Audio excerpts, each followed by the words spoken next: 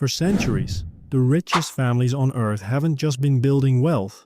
They've been fighting wars. Not wars with armies, but wars with banks, corporations, media empires, and political influence. Sometimes these battles happen in boardrooms, sometimes they happen in courtrooms, and sometimes they quietly shape the global economy. From banking dynasties fighting for control of financial empires, to brothers turning billion-dollar companies into personal battlegrounds. Today, we're uncovering the secret war between the world's richest families. And we're starting with a dynasty so powerful, people once believed they secretly controlled the entire global economy. In the early 1800s, one family quietly built the most powerful banking network in the world. The Rothschilds. 5 brothers were sent across Europe, one in London, one in Paris, one in Vienna, one in Frankfurt, and one in Naples. Their strategy was simple: control the money, and you control everything. By the mid-19th century, the Rothschild banking network had become the financial backbone of Europe. Kings borrowed from them. Governments borrowed from them. Even wars were funded by their banks. But with that level of power came enemies.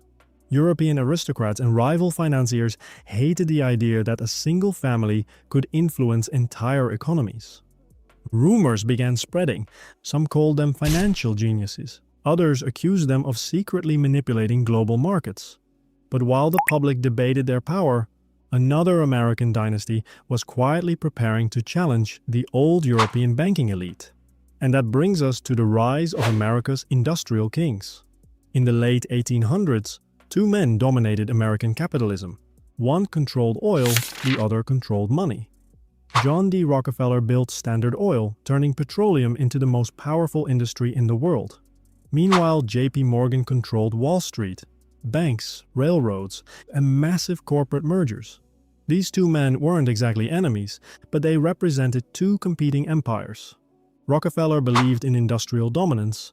Morgan believed in financial control.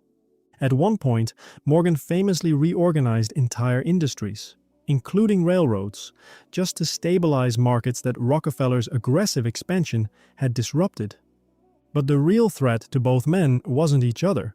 It was the United States government. In 1911, the Supreme Court broke up Standard Oil into 34 companies. Ironically, that made Rockefeller even richer. Sometimes the biggest enemy of a dynasty isn't another family, it's the system itself. But if you want to see what happens when wealth turns into personal rivalry, you only have to look at the most famous brotherly feud in modern business. When Dhirubhai Ambani died in 2002, he left behind one of the largest business empires in Asia. There was just one problem: he left no will. His 2 sons, Mukesh and Anil, suddenly found themselves fighting over a $15 billion empire. The conflict became so intense that their own mother had to intervene. She split the empire in 2.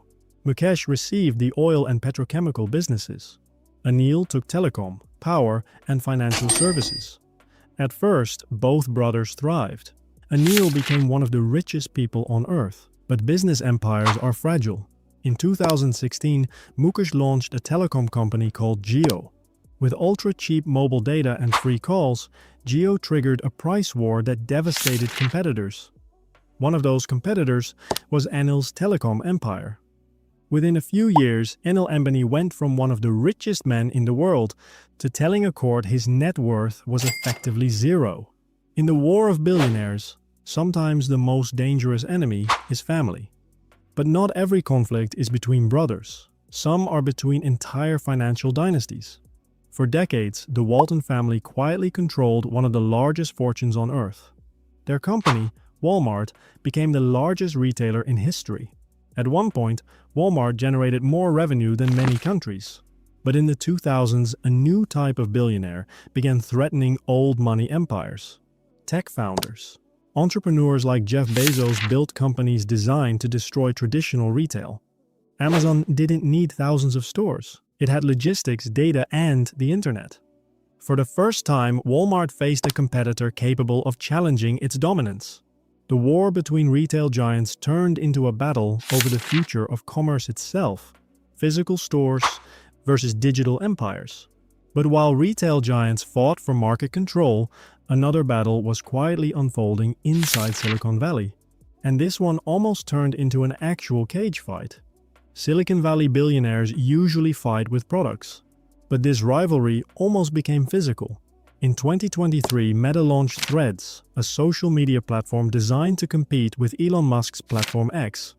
What started as sarcastic tweets quickly escalated. Musk jokingly challenged Zuckerberg to a cage match. Most people assumed it was a joke, but Zuckerberg had actually been training in Brazilian Jiu-Jitsu for years. He even competed in amateur tournaments. Suddenly, the internet began seriously discussing a billionaire cage fight. For weeks, the two exchanged taunts online, training videos, mock fight promotions, but eventually the fight faded away. No arena, no punches, just another strange chapter in the ongoing drama of tech billionaires. And yet, while these rivalries dominate headlines, there's a different type of wealthy family quietly accumulating power. One that most people barely talk about. Unlike flashy tech founders, the Koch family prefers influence behind the scenes. Through their company, Koch Industries, they built one of the largest private corporations in the world. Energy, manufacturing, chemicals, finance. But the Koch empire didn't stop at business. They invested billions into political campaigns, think tanks, and lobbying organizations. Critics say they reshaped American politics. Supporters say they promoted free market principles. Either way, their influence demonstrated something important. The real battles between powerful families don't always happen in public. They happen in legislation, in regulatory decisions, and in the quiet corridors of power.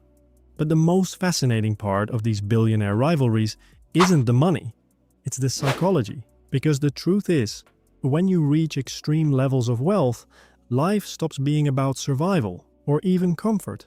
Instead, it becomes about power, influence, legacy, and sometimes revenge.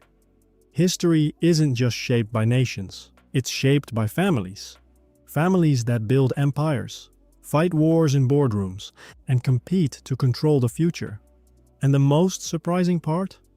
These battles are still happening today, just quietly, behind the scenes.